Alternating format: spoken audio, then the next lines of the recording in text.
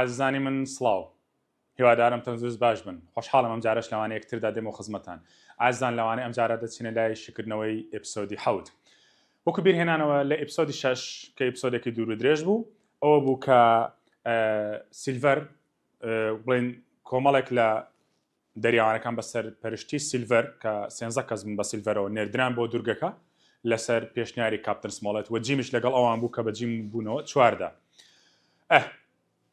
دوای ئەوە کە هیچ خەواڵێک نەبوو دکتۆر لیڤسی بڕیاریدا لەگەڵ هەنتەر بڕۆن بۆ دوورگەکە بۆ ئەوەی to explore the island and find the stockade which they had seen on the treasure map و بچن دوورگەکە بە پشکن و هەواڵ بزانن بۆ جەماعەت نەگەڕانەوە هەروە ئەو ستۆکەیدە بدۆزنەوە کە لەسەر نەخشەکە بینی بوویان دوای گەشتینیان بە ئەوێ ئەوکو بڵێن دکتۆر لیڤسی ستۆکەیدەکەی بەدڵ دەبێت لەبەر چەند هۆکارێک و دواتر دەگەڕێنەوە بڵێن بارەکان بار دەکەن لە چەند گەشتێکدا لەم 5 گەشت کە شیمان کردەوە بە هەر هەمووی و گەشتی کۆتای مەترسیدار بوو لەبەر چەند هۆکارێک ژمارەی پیاوەکان سەرنشینەکان زۆر بوو و کەلوپەلیان پێ بوو چەند جارێک ئاو دەهاتە ناو بەلەمەکەوە ئەوە بوو جەماعەت گەشتن بە دوورگەکە ئەو بڵێن بە ستۆکەیدەکە و یەکەم ڕۆژ کە دکتۆر لیڤسی پێکوت یەکەم ڕۆژیان لە ستۆکەیدەکە ڕۆژێکی ناخۆش بوو کە گەشتن بە ستۆکەیدەک سەر حەوت لە چەتەکان هێرشیان کردنە سەر لەو حەوتانە یەکێک مرد و یەکێک بریندار بوو ئەمە هێرش یەکەم بووە تا سیلڤەرس فەست ئەتاک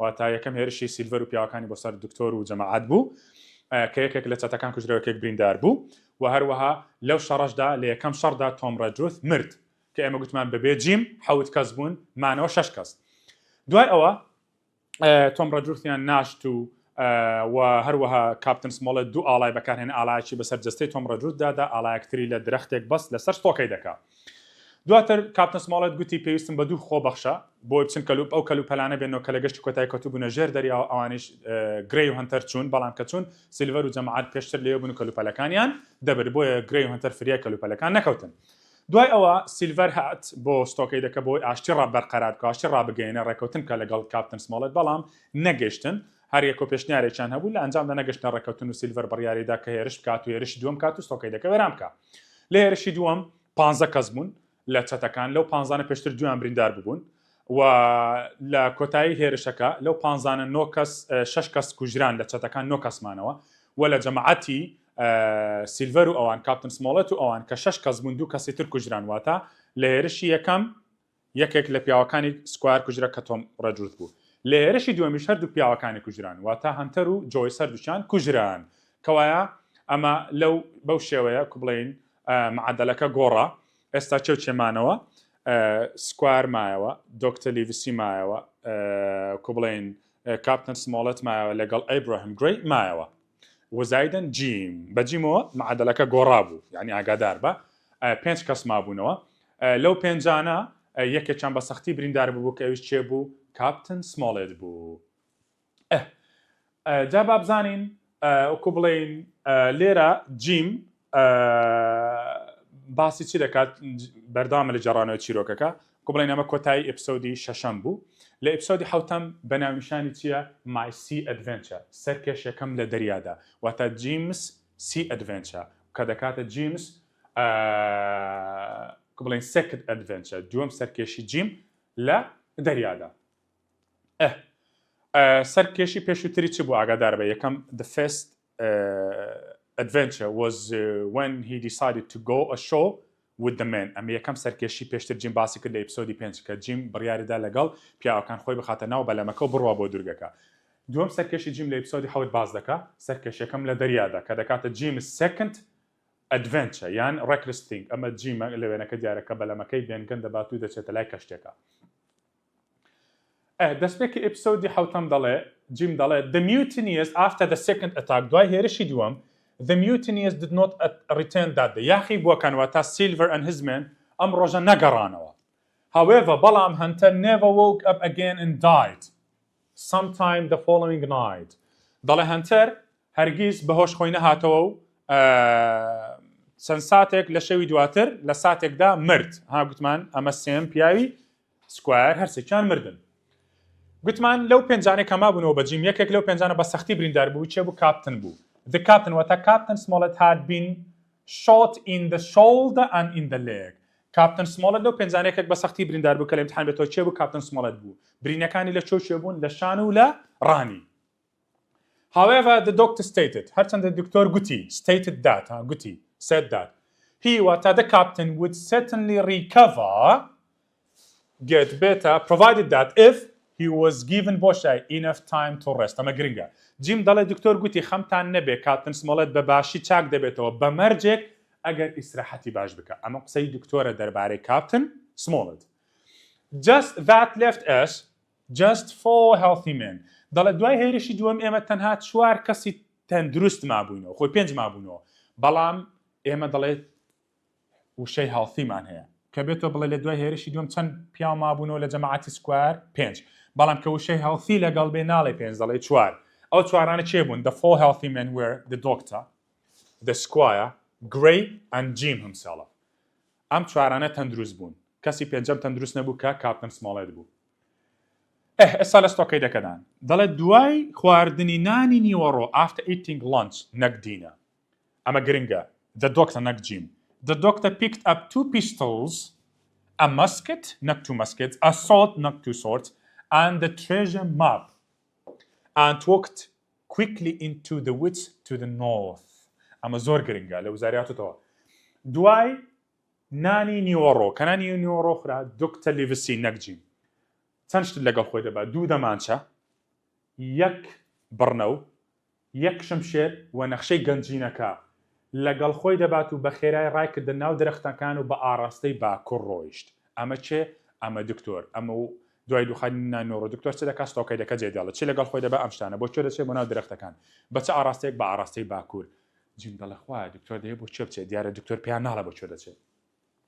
جیم دەڵێ I thought that the doctor was probably لەوانەیە going to see بۆشایی going to بۆشایی to find Bengan's boat going to see silver نەخێر going to see Bengan.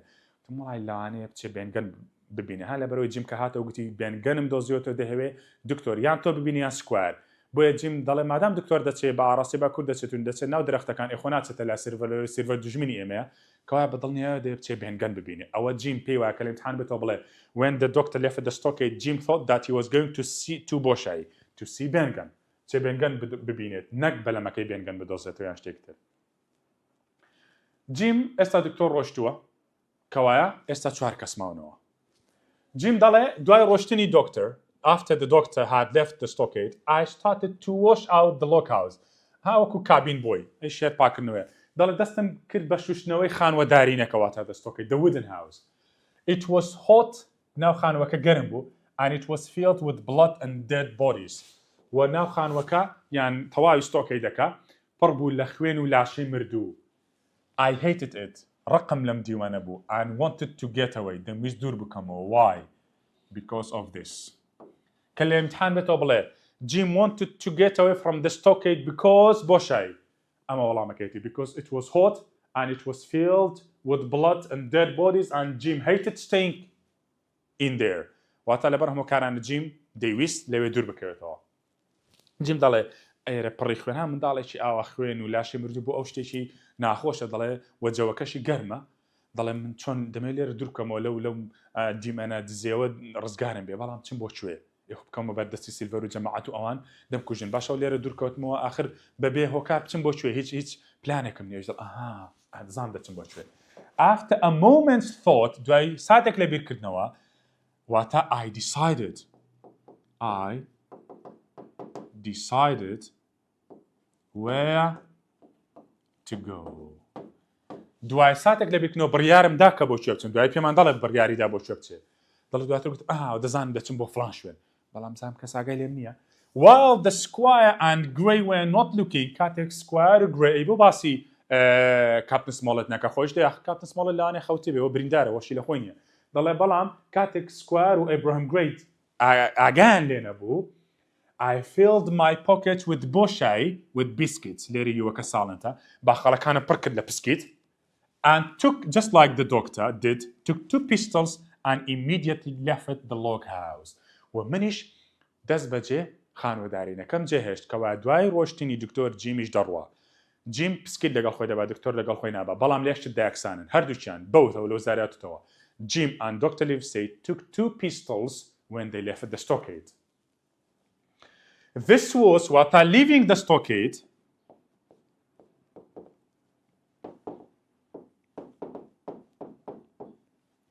Leaving the stockade was the second reckless thing that I had done. جهشتنی ستوکیدەکە دووەم سەرکێشیم بوو کە ئەنجامم دا. یەکەم سەرکێشی چی بوو؟ Dropping down into the bottom of one of the boats or the pirates boats. ئەمە لە سەرکێشیەکەم لە ئێپیسۆدی پێنجەم بوو. دووەم سەرکێشی ئەوەیە کە جیم کە لەمتحان بێتەوە بڵێ what was Jim's second reckless thing when he decided to leave the stockade. شتی تریشی لەگەڵ دوای باز دەکەین. And this time I had left only 2 men. بەڵام ئەم جارە لە سەرکێشی دووەم تەنها 2 پیاوم لای خۆم جێهێشت و بۆشایی to protect the stockade نەک the ship بۆ چاودێریکردنی ستۆکیدەکە. ئەی لە سەرکێشی یەکەم چەند کەسی لە دوای خۆی جێهێشت؟ 13 کەس لە سەرکەشتێکە. He left 13 people on the ship. 13 کەسی دوای خۆی جێ لە سەرکێشی یەکەم. بەڵام لە سەرکێشی دووەم 2 کەس دوای خۆی جێدەهێڵێت to protect. ئاگادار بە 3 کەس دوای خۆی جێدێڵێ. بەڵام لەبەرەوە وشەی پرۆتێکتمان هەیە ئەوە دەبێتە 2 لەبەرەوەی کاپتن سمۆڵێت ناتوانانی پارێزگاری لە خۆی بکات چ جاوی لە ستۆکیدەکە. بەڵام ئەگەر ئەوەی لەگەڵ نەبێت بڵێ he left people in the stockade ئەو کاتە دەڵێن 3. بەڵام کە بڵێت to protect the stockade دەڵێ 2 دانە باشە.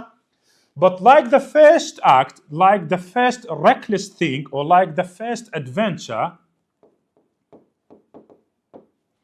it would help to save us. یارمەتیمان دەدا لە ڕزگارکردنی ژیانمان. کەوا هەردووشان یەکەمیشان یارمەتی دەرەکی باش بوو. ئەمە زانیت کەی ستۆکیدەکە جێداڵە گوتمان دکتۆر after eating lunch. دەڵێ جەمعات دەزانی من بڕیارمدا بۆ چێ بچم ئەلێرە پێمان دەڵێ I had decided past perfect واتە پێش جێهێشتن before leaving the stockade neck after. Before leaving the stockade, I had decided to بۆشای ئەمە بڕیارەکێتی to go down to the white rock and find Ben's boat. ئەمە بڕیارەکێتی. واتە جیم ئەوە بڕیارەکەتی پێش جێهێشتنی نەک دوای جێهێشتن ها پێشەوەی جێ باشە بۆ چێچم دەڵێ نادەچم بۆ لای بەردەستپێکە و بەلەمەکەی بێنگەن دەدۆزمەوە. اینجا دەست دەکات بە ئامادەکاری ستۆکیدەکە جێدێڵێت. کەوایە what was Jim's second reckless thing when he decided to leave the stockade ئەو هەمووی وەڵامەکەی when he decided to leave the stockade to go down to the white rock to find Ben's boat. بەشێکی تریشی ماوە ئەویش لێرە پێتان دەڵم. واتە بەشی یەکەمی سەرکەشی دووەمەوە بوو کە بڕیار دەستۆکیدەکە جێبێڵێت و بچێتە لای بەردەستپێکەوە بەلەمەکەی بێنگەن بدۆزێتەوە. ئەوە ماوە بەلەمەکەی بێنگەن بدۆزێتەوە دوایی سەرکەشەکە بەشێکی تری سەرکەشی دووەم شتێکی تر بە بەلەمەکە دەکات. It was beginning to get dark now. دنیا وا تاریک دەبوو. واتە کاتێک من ستۆکیدەکەم جێهێشت. چ ئاوا بێتەوە چ بڵێ at the end of the afternoon فەرق ناکات. At the end of the afternoon. ئەو لە وزاریاتەوە. بڵێ Jim left the stockade when it was beginning to get dark ئەی هەر ڕاستە. چ بڵێ at the end of the afternoon هەر ڕاستە. واتە لە کۆتایی دوانیۆڕۆ یعنی دنیا خەریک بوو تاریک دەبوو اینجا Jim ستۆکیدەکە جێهێشت. And as I walked among the trees کاتێک بەناو درەختەکاندا دەڕۆشتم ئاگادار بە دوای ئەوەی ستۆکیدەکەم جێهێشت لەناو درەختەکان بووم I saw بۆشای بەلەمێکم بینی. کە لە ئیمتحان بێتەوە بڵێ while Jim was walking among the trees he saw Ben's boat غەڵەتە. دەڵێ کاتێک بەناو درەختەکاندا دەڕۆشتم بەلەمێکم بینی. نەک بەلەمەکەی بێنگەن ئەو بەلەمی بێنگەن نییە. ئەو بەلەمە چێیە؟ with silver and some other men aboard the boat.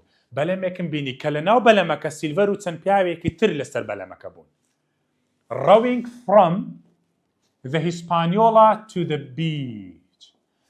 بینیم سیلڤەر لەگەڵ چەند پیاوێک لەناو بەلەمێکەوەیە ئاگادار بە لە کوێوە بۆ کوێ دێن. لە کەشتی هیسپانیۆلاوە دەگەڕانەوە بۆ کەنارەکە. بەڵام کە لە ئیمتحان بێتەوە بڵێ from the beach to the Hispaniola غەڵەتە. یعنی کاتێک سیلڤەر جەماعەت دەبینێ سیلڤەر جەماعەت چوونە لای کەشتێکە لە کەشتێکەوە دەگەڕێنەوە بەرەو کەنارەکە نەک لە کەنارەکەەوە بڕۆن بەرەو کەشتێکە. ئەو ئاگادار بە from to. دەڵێ زۆر گوێم پێ نەدان ئەمە خۆم ئەسڵەن نابێ ئەوان ببینن. I went on بەردەوام بووم to find the white rock بەردەوام بووم لە گەڕان لە ڕۆشتن بۆ دۆزینەوە بەردەستپێکە. As the light died یعنی وە کاتێکی پێچوو کاتێک خۆر ئاوا بوو it was almost totally dark by the time Jim left the stockade. نەخێر غەڵەتە. دنیا تەواو تاریک ببوو ئەو کاتێک کە جیم چی کرد ستۆکەیدەکە جێش نەخێر. By the time Jim finally found the little boat. دەڵێت دنیا تەواو تاریک ببوو ئەو کاتێک کە بەلەمە بچووکەکەم دۆزیەوە یان found Ben Gunn's boat. ئاگاداری ئەم کاتانە بە it was beginning to get dark کە ستۆکەی دەمجێت. بەڵام it was totally dark کە بەلەمەکەم دۆزیەوە. دەڵێ ئەمە وەسفی بەلەمەکەیە. دەڵێ the boat was very small. بەلەمەکە زۆر بچووک بوو جەماعەت.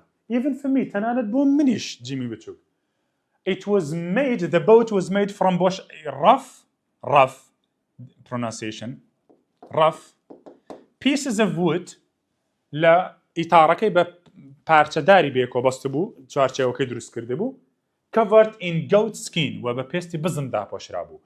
There was also a paddle in the boat. و هەروە لەناو بەلەمەکەدا سەوڵێکیشی تێدا بوو یەک سەوڵ نەک دوو سەوڵ. ئێستا جیم بەشی کۆتایی سەرکێشی دووەم چییە؟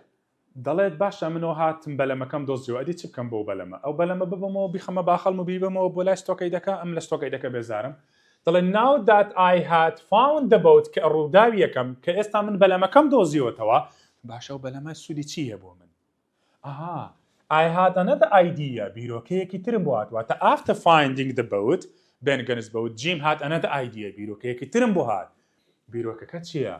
دەڵێ گوتم I could use the boat to بۆشایی to go secretly out to the Hispaniola in the dark. گوتم بۆ ناخۆم دەکرێت بۆ بەلەمە بەنیهێنی بچمە ناو دەریاکە و بچمە لای کەشتی هیسپانیۆڵا. بۆچی بۆ لای کەشتی هیسپانیۆڵا؟ After finding the boat, Jim decided to sail the boat out to the Hispaniola. Why? بۆچی؟ To cut the Hispaniola free from her anchor. جارێکتر why پرسیار لە وەڵام. جیم گوتی بەلەمی بێنگەن بەکاردێنم بۆچی؟ بۆچێ بۆ لای کەشتی هیسپانیۆڵا. بۆچی بۆ لای کەشتی هیسپانیۆڵا بۆ ئەوەی ئازادی بکات واتە لە ئانکەرەکەی جای بکاتەوە لە قولابەکەی جای بکاتەوە. بۆچی لە قولابەکەی جای بکاتەوە ئازادی بکات تو؟ وەڵامێکتر to stop the pirates going to sea بۆ ئەوە ڕێگری لە چەتەکان بکەم و کەشتەکە بەکاربێن و پێی بچنە ناو دەریاوە بگەڕێنەوە بۆ وڵات بەبێ ئێمە. کەوای ئەمە بەشی کۆتایی second reckless thing کەوا ئێستا لای خۆت بنووسە کە لە ئیمتحان گوتی Jim's second reckless thing was that بۆشایی ئەمە وەڵامەکەیە when he decided to leave the stockade to go down to the wide rock to find Ben Gunn's boat to go and cut the Hispaniola free ئەوە هەمووی سەرکێشی دووەمە یعنی جۆئێشتنی ستۆکەی دەکە و چوونە لای بەردەستپێکە و دۆزینەوەی بەلەمەکە و بە بەلەمەکە چوون بۆ لای کەشتی هیسپانیۆڵا بۆی کەشتەکە لەنگەرەکەی بپسێنێت لەژێر دەستچەتەکان دەریبینی ئەوە هەمووی سەرکێشی بە سەرکێشی دووەم دادەنرێ باشە یعنی سەرکێشی دووەم بە چەند مەرحەلەیەکدا دەڕوا جێشتنی ستۆکەی دەکە چوونە لای بەردەستپێکە و دۆزینەوەی بەلەمەکە بەکارهێنانی بەلەمەکە بۆی بچێتە ناو دەریا و کەشتەکەی پێ ئازاد بکە ئەوە هەمووی سەرکێشی دووەمە باشە بەڵام لێرەش پرسیار لە نێو سەرکێشی دووەمدا هەیە بەلەمەکە دوای ئەوەی بەلەمەکەی دۆزیەوە جیم بیرۆکەی چی بۆ هات گوتی دەکرێت بەلەمەکە بەکاربێنم بۆ بچمە لای کەشتی هیسپانیۆڵا لە تاریکیدا بۆچی بۆ لای کەشتی هیسپانیۆڵا بۆ ئەوەی پەتەکەی پێ بپسێن و کەشتێک ئازاد بکەم بۆچی کەشتێک ئازاد بکەم بۆ ئەوەی لەژێر دەستی چەتەکانیان ڕێگری لە چەتەکان بکەم پێ بچنە ناو دەریا وکە ئەوە دیارە جیم لێرە بە بەلەمەکە دواتر لێرە بۆمان دەردەکەوێت ئێستا چوەتە ناو دەریا و بەرەو کەشتی هیسپانیۆڵا دەڕوە دەڵێ by now it was very dark ئێستا دنیا تەواو تاریک ببوو I could see the pirates campfire further along the beach ئەمە گرنگە دەڵێ لە دووری خۆمەوە لەو سەرەوە بە درێژایی کەناراوەکە دەمتوانی یەکەم ڕووناچی ببینم the first light یەکەم ڕووناچی کە بێتەوە بڵێ یەکەم ڕووناچی ئەو ڕووناچی کە لە کەناراوەکە جیم دەتوانی ببینی ڕووناکە چی بوو the pirates campfire ئەوە پێش ئەوەی بچێتە ناو دەریا ئێستا نەچۆتە ناو دەریا هەر لە کەنار دەریاکە تەماشا دەکات لەو سەر ڕووناچی کامپی چەتەکان دیارە وەکو لێرە دیارە دووەم ڕووناچی and the second light and in the water کە بڵێ in the water کە بڵێ along the beach campfire هەڵدەبژێری بەڵام and just one light ڕووناکێکی تر out in the water بەڵام ئەو ڕووناچێکە لە ناو دەریاکەوە لێم دیار بوو which showed me the pirates campfire غەڵەتە which showed me where the Hispaniola lay ئەو ڕووناچێک کە لە ناو ئاوەکەوە دیار بوو لە منەوە ئەو ڕووناچێ بوو کە شوێنی کەشتی هیسپانیۆڵای پێدەگوتم ئەو ڕووناچێ لە ناو کەشتی هیسپانیۆڵاوە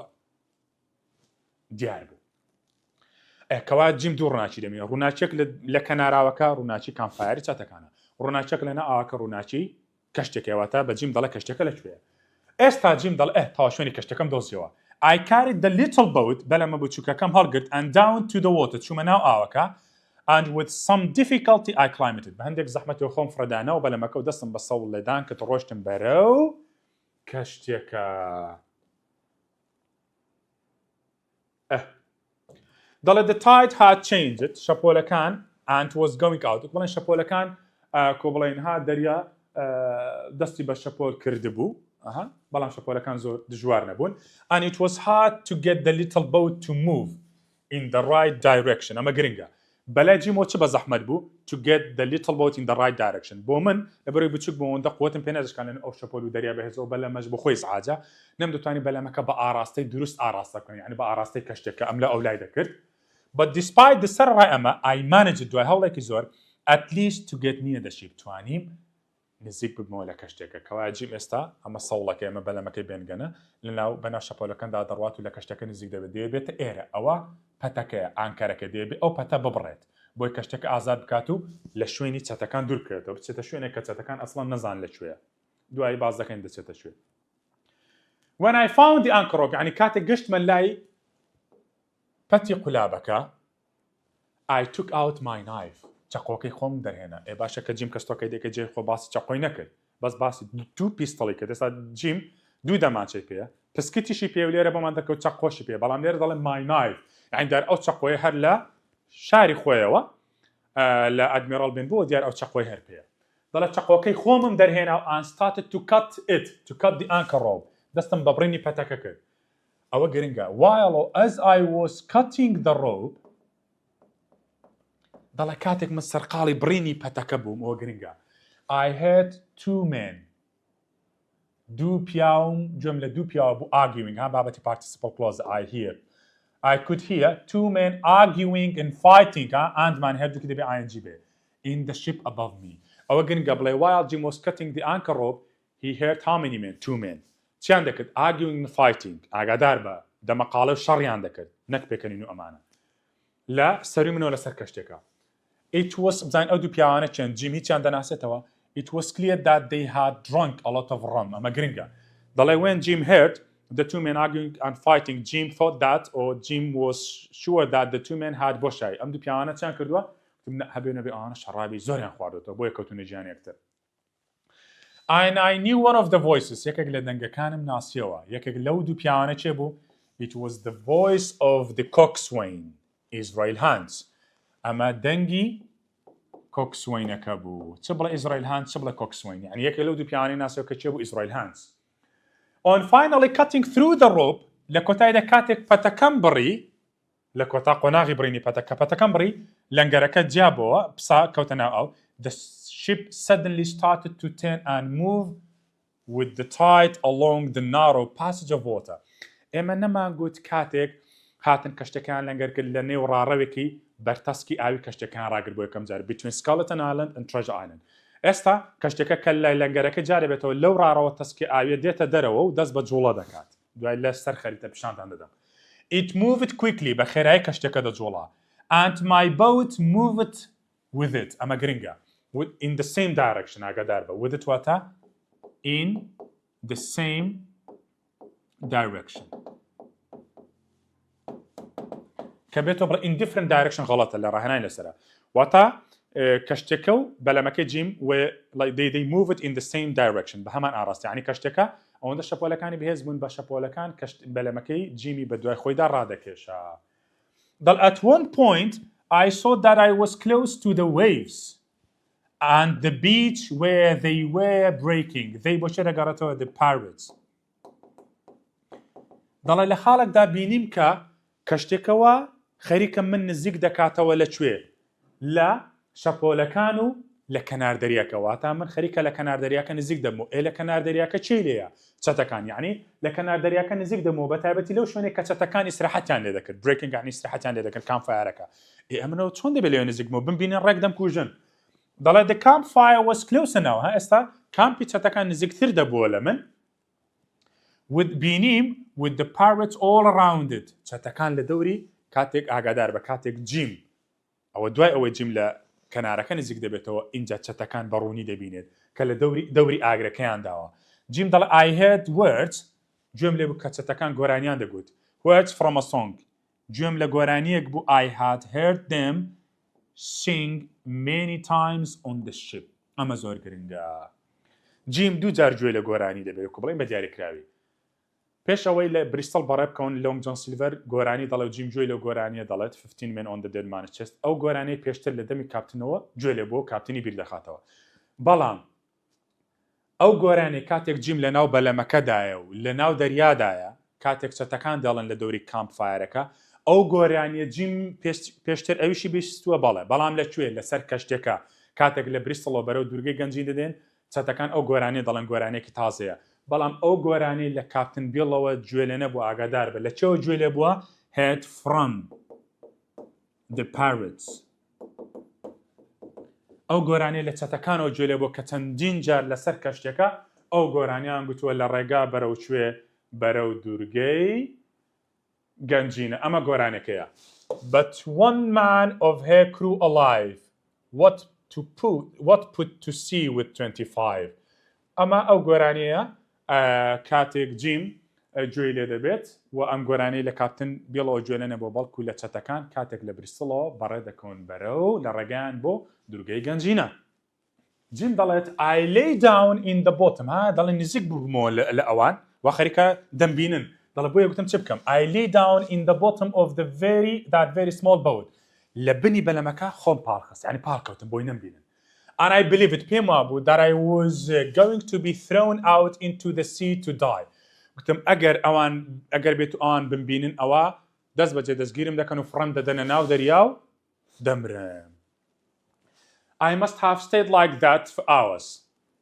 پێویست بوو بۆ چەند کاتژمێرێک بەم شێوەیە بمێنمەوە یعنی بە پاڵکەوتووی being thrown about on the waves expecting to die at any moment دەڵێ شەپۆلەکان منیان دەهێنا و دەبرد و پێشبینی ئەوم دەکرد کە لە هەر ساتێکدا بێ من بمرم جا چ جای ئەوەی ئاشکرا بم چەتەکان بمبین و بمکوژن یانەوە تا شەپۆلەکان بەلەمەکەم نقوم بکەن و لەنا ئاودا بخنچێم دەڵێ but also exhausted زۆر شەکەت بووم slowly I fell asleep and dreamed چ ئاوا بێتەوە چ ئاوا بێت فەرق ناکە هەردووکی dream بە تی دەکرێت شازە و ناشازیشە dreamed and dreamt about بۆشایی home and the Admiral Benbow ئەمە لە پرسیاری تەمهیدیەکانی 2025 هاتەوە ئەمساڵ کە دەڵێ while Jim was in when Jim fell asleep in the little boat he dreamed about بۆشایی home the Admiral Benbow خەونی بەچەوە بینی ماڵەوە و Admiral Benbow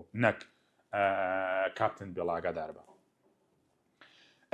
ئێستا جیم ئەوە لە ناو بەلەمەکەدایە و alone at sea ئەوەش هەر درێژە پێدەری بەشی پێشترە واتە بەتەنیا لە دەریادا دەڵێ when I woke the sun کاتێک خەبەرم بۆ the sun was up خۆر هەڵهاتە بوو جیم ناڵێن فەقیرە تام لە خەیبانیان کە and I found myself about a quarter a mile off the southwest end of Treasure Island بینیم کە من زۆر دوورکەوتومەوە لەو شوێنێکە یەکەم جار چووم دەڵێ بینیم کە من بە دووری چارەگە میلێک لە بەشی باشووری خۆرئاوای دوورگەی گەنجینە یعنی کەوتومە بەشی کۆتایی باشووری خۆرئاوای دوورگەی گەنجینە بە دووری چارەگە میلێک دوورکەوتومەوە ئەمانە گرنگن however the show was very rocky دەڵێ بینیم کە کەناراوەکە زۆر بەرداوی بوو and the sea was rough و لە کەناراوەکە عادەتەن شەپۆلەکانی دەریا زۆر بەهێزن یعنی کە شەپۆلەکان ئەوەندە بەهێزن کە فڕەت بدەن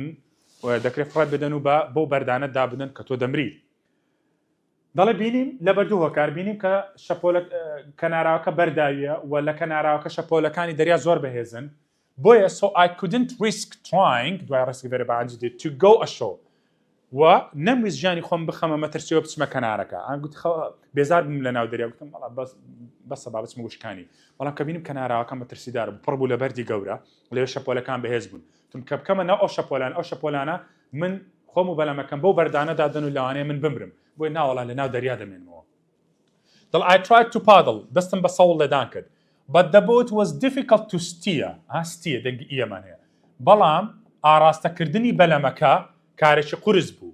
And لەوەش قورستر water started to come in و ئاو دەستی بە هاتنەناو بەلەمەکە کردبوو. یعنی بەلەمەکە بەرەبەر ئاوی دەهاتە ناو. I felt horribly frightened. زراوم ڕژا بوو. How could I hope to reach the land in this terrible situation? چۆن دەکرێت هیوای گەشتن بە وشکانی بخوازم لە حاڵەتێکی ئاوا دژواردا. دەچمە کەناراوەکە شەپۆلەکان بە بەردەکان دادەن دەمکوژن. لەناو دەریا دەمێنمەوە بەلەمەکەم پڕ دەبێت ئاو نقوم دەبێت و دەخنچم. یعنی لە نێوان دوو گێژادەم نازانم چی بکەم. جیم بەردەوامە لە سەوڵ لێدان و پیاسەکردن و گەڕان بەو ناوچێدا. Sometime later چەند ساتێک دواتر as I moved around the coast کاتێک لە دەوری کەناراوەکە دەهاتم دەچووم جیم لە پڕشتێک دەبینی. I suddenly saw بۆشایی the Hispaniola. لە پەردووبارە کەشتی ئیسپانیۆڵان بینیەوە. Again in front of me. لە بەردەم خۆم less than half a mile away کە کەمتر لە نیو میل لە من دوور بووە تا جیم saw the Hispaniola for the second time while he was in the sea which was less than half a mile away کە نیو میل لە جیمەوە دوور بوو. Her sails were moving freely چارۆکەکانی بە ئازادانە دەهاتن و دەچوون دەشەکانەوە in the wind یعنی پڕ نەبوون لە هەوا. It was clear to me that no one was on the ship. نەخێر no one was sailing here. How? كالامتحان بيته بلي. When Jim saw the Hispaniola for the second time, it was clear to him that no one was sailing. Why? Because her sails were moving freely in the wind. لبروي چارۆکەکانی دەشەکانەوە هەوایان تێدا نەبوو کاتێک کەشتی بەڕێ دەکرێت چارۆکانی پڕ دەبن لە هەوا کە لە هەوا بەتاڵ یعنی کەشتەکە ناڕوە. دەڵێ من دڵنیا بووم لەوەی کە هیچ کەسێک کەشتەکە لێ ناخڕێت لەبەوەی چارۆکەکانی خاڵی بوون لە هەوا نەک هیچ کەسی تێدا نیە دوو کەسی هەر تێدا ئاگادار بە. دەڵێ I thought that the two men must be asleep. گوتم ئەو دوو پیاوانە دەبێت چیان لێ هاتە بێ. دەڵێ گوتم هەبێ نەبێ ئەو دوو پیاوانە دەبێت خەویان لێکەوتە بێ. بەهۆی چیەوە بەهۆی شەڕابەکە بۆیە کەشتێکە کەس لێی ناخڕێت. جیم دەڵێ کەشتەکەی لێوە دیارە دەڵ if only second conditional. If only I could get on board I might be able to return the ship to her captain واتە Captain Smollett. دەڵێ ئای خۆزگە ئەگەر دەمتوانی بچمە سەر کەشتێکە لەوانێ بمتوانی بە بیجارمەوە بۆ کاپتنەکەی. I knew what I needed to do. گوتم باشە بۆ وانەکەم. I sat زانیم کە پێویستە دەبێت چی بکەم. I sat up and started paddling. دەستم بە سەوڵ لێدان کرد خێرا بەرەوڕووی کەشتێکە ڕۆشتم. کەوایە کاتێک جیم بۆ جاری دوم کەشتەکە دەبینێتەوە ئەوە بەڕێ دەکەوێت بۆ لای کەشتێکە. بزانین بۆچی بۆ لای کەشتێکە جاری یەکەم بۆی کەشتەکە بەس پەتەکە بپسێنێ.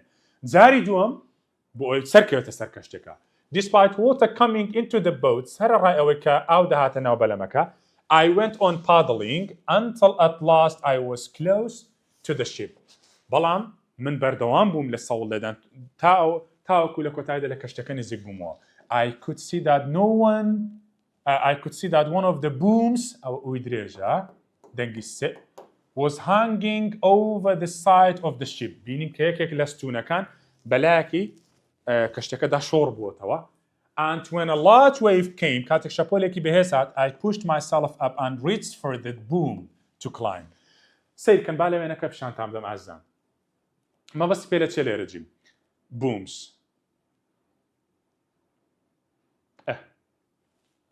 ئازیزان ئەمانە ستوونەکانن کە لار بوونەوە.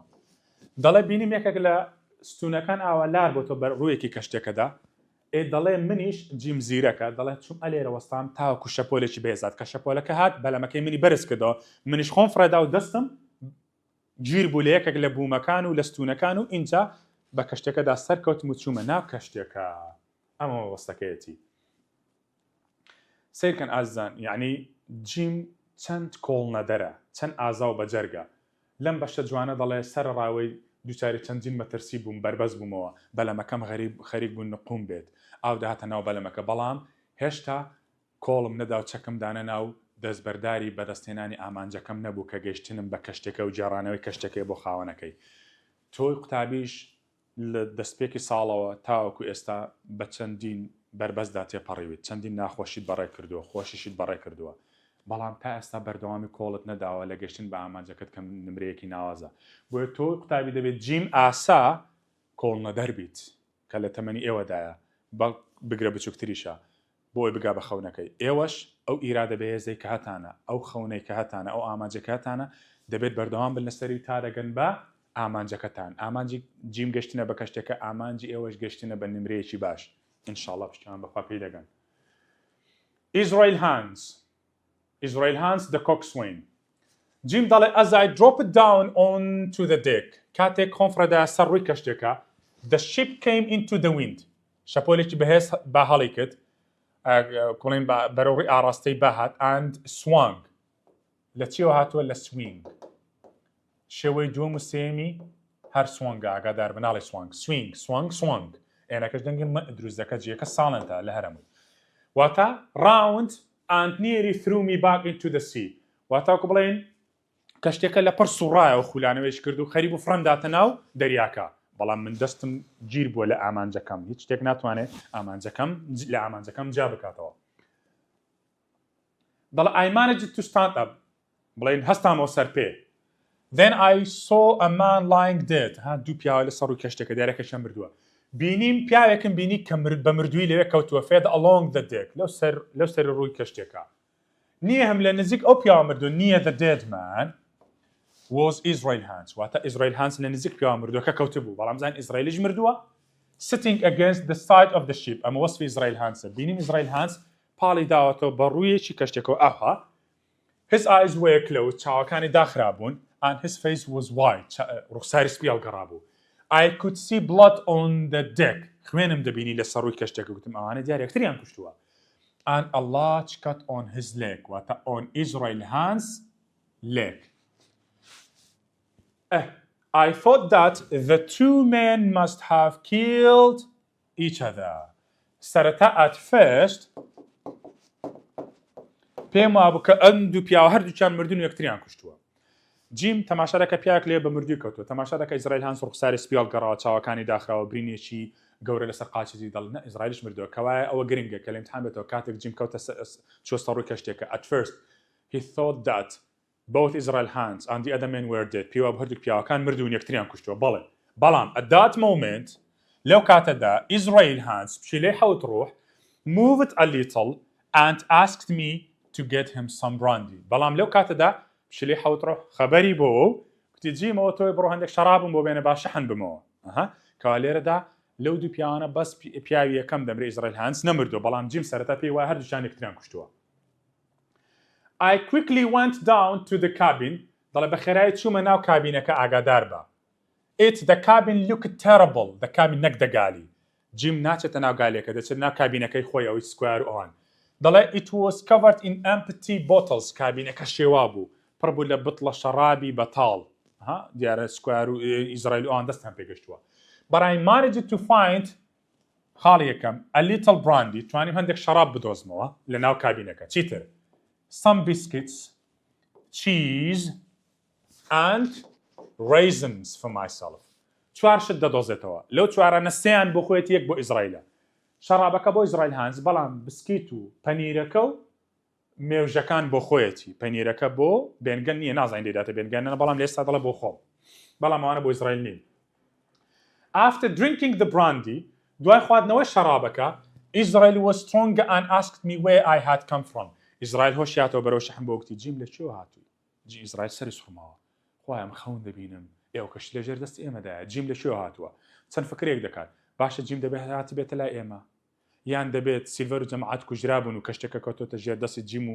جەماعەتەکەی نازانم جیم دەڵێ I've come to take the ship ئەمە قسەی چێە گرنگە جیم to Israel hands من هاتووم کەشتەکە ببەم ئایڕ وەڵامدا and please think of me as your captain تکایە وەکو کاپتنی خۆت مامەڵە لەگەڵکە ئەوە ئەم قسەی چێە جیم to Israel hands نەک بە پێچوانەوە جیم بە ئیزرائیل هانز دەڵێ ئێستا کەشتەکە لە ژێر دەستی مندا وەکو کاپتن سێر بکە he looked at me but said nothing بەڵێ ئیزرائیل ئاوە سێریش کرد و هیچی نەگوت کو بڵێن گوتی بەخوا ئەگە حاڵم ئاوانە بوو دەردم دەرمان دەکردی ئەتۆ کاپتنی منی دەنای جیم تازە بۆتە کاپتن تاوە کەشتێکە کەوتە ژێر دەستی کاپتن جیمەوە خۆ نابێت ئاڵای ڕەشی چەتەکان کە بە کەشتێکەوە دەبێت لێ کاتەوە کەوایە جیم چ دەکات جیم دەڵێت I pulled down the parrot's black flag واتە the Jolly Roger چ بڵێت the Jolly Roger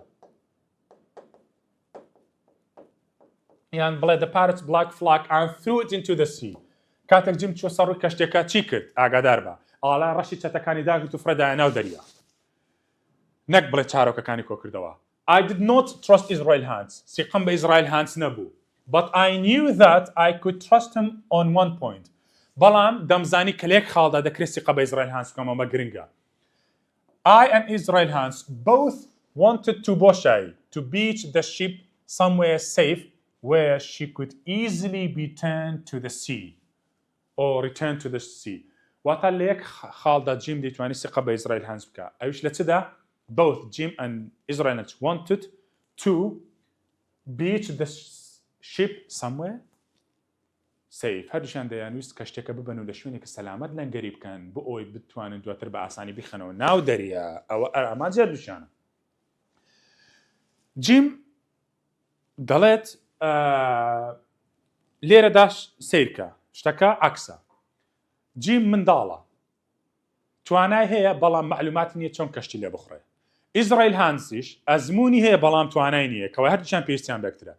ئیزرائیل هانس پێویستی بە تاقەی جیمە بۆ کەشتێکە ئاراستە کە سوکانەکە بگرێ بەرەسەوە. جیمیش پێویستی بە معلوماتی ئیزرائیل هانسە بۆی هەردووشیان هەم دەست لە ناودەست ئیشەکە دەکەن. دەڵێ هانس offered to tell me how to do it. گوتم ئیزرائیل هانس من نازانم چۆن کەشتێک ئاراستەکەم گوتی من پێت دەڵم کە چۆنەوە بکەیت. دەڵێ with Hans giving me step by step instructions we brought the ship slowly into the north inlet. بە هێواشی کەشتەکەمان هێنا ناو دەروازەی باکوور. کەوا لێرە هانس ڕێنمایی دەدا بە جیم نەک جیم ڕێنمایی دەدا بە هانس. واتە دەڵێ بەهۆی ڕێنماییەک بە دوایەکەکانی ئیزرائیل هانسەوە بۆ من توانیمان کەشتێکە بە هێواشی بینێ ناو دەروازەی باکوورە واتە لە ڕاڕەوە بەرتەسکەکەی نێوان ترێژە ئایلند و سکەلتن ئایلند دەرچووە لەو شوێنێک کە پێشتر لەنگەری گوتووە دەیبن بۆ نۆرث ئینلەت دەروازەی باکوور. Then he cried هاوارێک now my boy یعنی تا ئێستا گەشتین کەشتێکە لەنگەرکە. And لەگەڵم قسەی I turned واتە لە کاتی لە ئیمتحان دەکرێت بێتەوە بڵێ when Israel hand said now my boy what did Jim do? He turned the ship quickly and she started to move towards the shore. دەڵێ بەخێرای کەشتێکەم سوڕاندەوە کەشتێکە بەرەو ڕووی کەنارەکە ڕۆیشت بۆ ئەوی لەنگەر بکە بڵێن بۆ گەراجەکە. While waiting for the ship to beach کاتێک چاوەڕێی کەشتێکە بووم کە لەنگەر بگرێ I turned to face Hans. ڕووم وەرجێڕا بۆ ئەوەی سێری هانس بکەم. سیقم پێنە گوتم زانم ئیزرائیل هانس چ دەکە خۆمە گەشتین. دەڵێ when our eyes met کاتێک چاومان بەریەک کەوت we both cried out ئەوە گرنگە when Jim and Israel Hans met each other when their eyes met they both cried out. هەردووشیان هاواریان کرد بزانین بۆچی.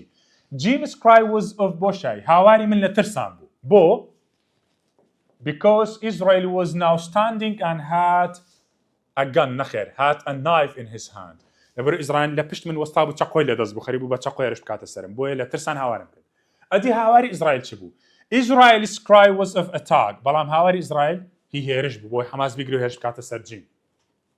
دەڵێ he came towards me بەرەو ڕووی من هات but I ran to the side ڕام کردە لایەکی کەشتێکە و pulling one of my pistols بەڕاکردنەوە یەکێک لە وەکو کابۆی یەکێک لە دەمانچەکانم دەرهێنا جیم ئێستا بۆتە شارەزای بواری دەمانچە.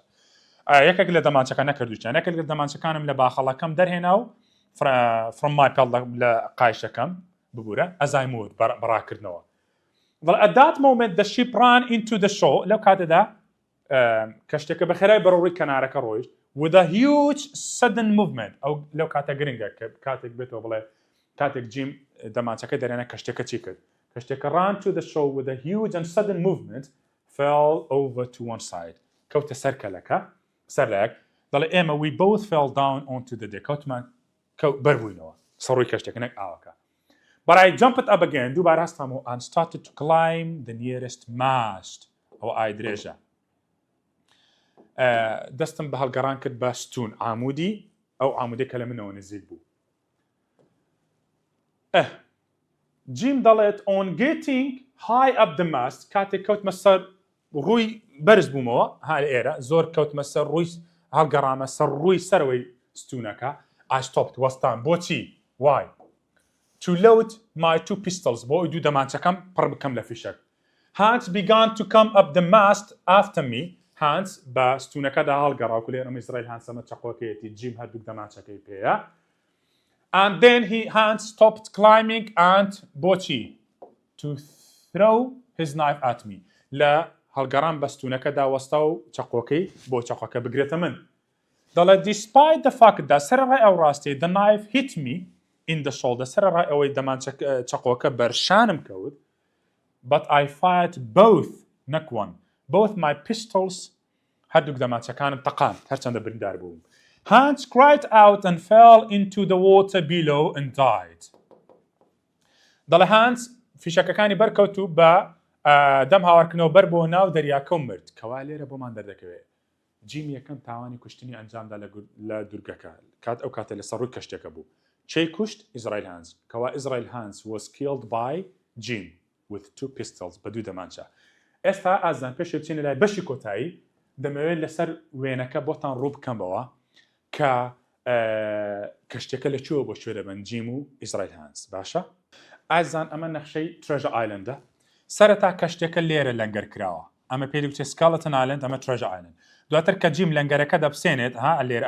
لەنگەرەکە دەبسێنێت کەشتێکە دێت لێر لەو ناوە لەنگەر دەگرێت بۆ خۆی جیم کە بۆ دووەم جار کەشتێکە دەبینێتەوە ئیزرائیل هانسی لەگەڵە لەگەڵ ئیزرائیل هانس کەشتێکە دەبن ئاوها بێرەدا دەهێنن ها ئەوە کەشتێکەیە بەرەو کوێ دەڕوات و لە ئێرە ئاماژە پێکردووە کەشتێکە دەبن دەیهێنن تاوکو دەگەنە ئێرە نۆرث ئینلێت ئەمە دەواازەی باکوورە و دەیهێنن ئەلێرە لەنگەرەکە فڕێدەدەن واتە کەشتێکە بۆ جاری دووەم ئەلێرە لەنگەر دەکەنەوە باشە ئەلێرە شەڕەکە ڕوو دەدات و جیم ئەلێرە لە نۆرث ئینلێت لە دەواازەی باکوور ئیزرائیل هانس دەکوژێت لەسەر کەشتێکە باش ئازانی من ئەمەش دەربارەی ئەم شکردنەوەیە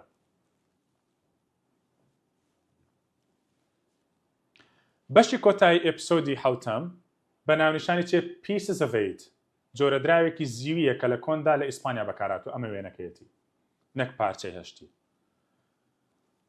دەڵێ after a few moments of fear ها جیم تاوانی کوشتنی ئەنجام داوە دەڵێ دوای چەند ساتێک لە تێپەڕبوون بەناو ساتێکی تۆقێنەر و ترسان بڵێن لە ترس I saw that the knife had not hurt me much بینیم کە چەقۆکە گوتم ئەی خۆ چەقۆکە زۆر منی بە سەختی بریندار نەکردووە I climbed down slowly down بەستونەکە داهاتمە خوارەوە بینیم Hans was dead in the water Hans لەناو ئاوەکەدا مردووە I got rid of the other body لاشە مردووەکە تر هەر لەوەیە دەڵێ ئەویشم لەسەر کەشتێکە فڕێدایە خوارەوە by lifting it over the ship the side of the ship to join Hans واتە لاشە مردووەکەی تریشم لەسەر کەشتێکە فڕێدایە خوارەوە و فڕێمدایە ئاوەکە بۆی پەیوەندی بە ئیزرائیل هانسەوە گوتم بڕۆن لێ بۆ خۆتان جێک بگوزارێن و شەڕاب بخۆنەوە Before leaving the ship ئەمە گرنگە کاتێک جیم سەرەتا دێتە سەڕووی کەشتێکە ئاڵای ڕەشی چەتەکاندا دەگرێت ئەی دوای ئەوەی کەشتەکە دەژیارەتەوە دەکرێتەوە ژێر کۆنتڕۆڵی خۆی پێشەوەی کەشتەکە جێبەڵەوەتە after killing Israel Hans جیم چی دەکا after killing Israel Hans جیم چەند شتێک دەکا he got rid of the other body لاشە مردوەکەی فرەدایە ئاوەکەوە خاڵیەکەم دووەمیان he pulled in as many of the sails as I could یان چ بڵێ پێش ئەوەی کەشتەکە جێبێڵێت لاشە مردوەکەی تری فرەدایە خوارەوە و هەروە زۆربەی چارۆکەکانم خڕ کردەوە pulled in ینی خڕم کردنەوە بۆچی چارۆکان خڕ دەکاتەوە بۆ ئەوەی نەک شەپۆلێکی با هەڵ بکات و کە چارۆکان پڕ بن و لە هەوا کەشتێکە دووبارە بڕوات دەڵێ then I dropped it down into the water خۆم فرەدایە ناو ئاوەکە and walked to the beach بە پێ ڕۆشتم لەبەرەوەی کەشتێکە لە کەناراوەکە لەنگەر کراوە بە پێ ڕۆشتم بەرەو ڕێی کەنارەکە I was very excited and could not wait to بۆشایی to get back to the stockade بۆچی to tell the others that I had killed Israel Hans نەخێر that I had got the ship back دەڵێ جیم زۆر حەماس گرتبووم و جەوم زۆر خۆش بوو و تحمل چاوەڕوانی ئەوم نەبوو تا دەگەمەوە بە ستۆکەیدەکە بۆچی دەویست بە پەلە بگاتەوە بە ستۆکەیدەکە بۆ ئەوەی پێیان بڵێت ئەو هەواڵان پێ بدا کە کەشتەکەی جێڕاوەتەوە نەک ئیزرائیل هانسی کوشتەوەمانە گرنگە زین لە چ کاتێکدا دەگەڕێتەوە It was late at night by the time لێرە ئاگادار بە ئازیزان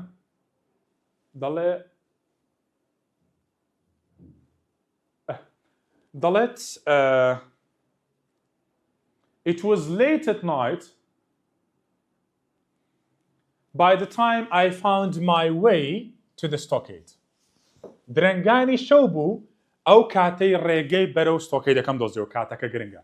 As I came towards the gate of the stockade کاتێک گەشتمە بەردەرگای سەنگەرەکە خانۆدارینەکە I was pleased to hear the sound of